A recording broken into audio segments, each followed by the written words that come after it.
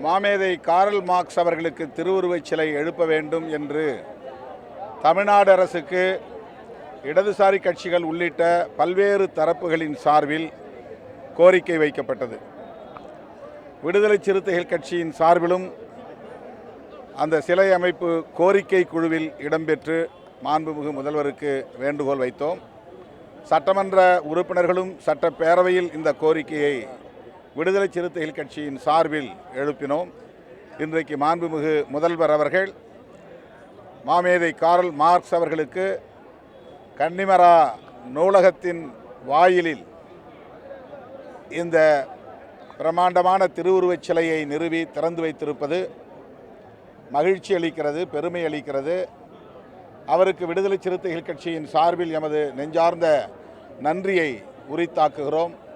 மாமேதை Karl Marx பாட்டாளி வர்க்கத்தின் விடுதலைக்கான அரசியலை விதைத்தவர்.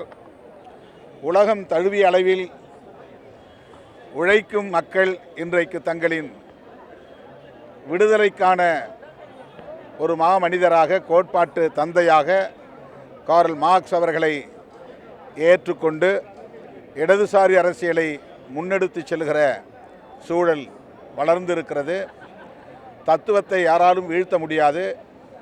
கட்சிகளை வீழ்த்த முடியும், அல்லது கட்சிகளின் ஆட்சி நிர்வாகத்தை வீழ்த்த முடியும், தத்துவங்களை வீழ்த்த முடியாது. அந்த வகையிலே மார்க்சியத்தை எந்த சக்தியாலும் வீழ்த்த முடியாது. இன்றைக்கு இந்தியாவிலும் இடதுசாரி அரசியல் வலிமை பெற்று வருகிறது. வலதுசாரிகளுக்கு எதிராக போராடுகிற ஒரு மகத்தான கோட்பாடாக மார்க்சியம் நமக்கு துணை நிற்கிறது. அந்த வகையில் மாமேதை காரல் மார்க்ஸ் அவர்களுக்கு எமது செம்மாந்த வீர வணக்கத்தை செலுத்துகிறோம். தமிழ்நாடு அரசுக்கும் மாண்புமிகு முதல்வருக்கும் எமது நெஞ்சார்ந்த நன்றியை உரித்தாக்குகிறோம்.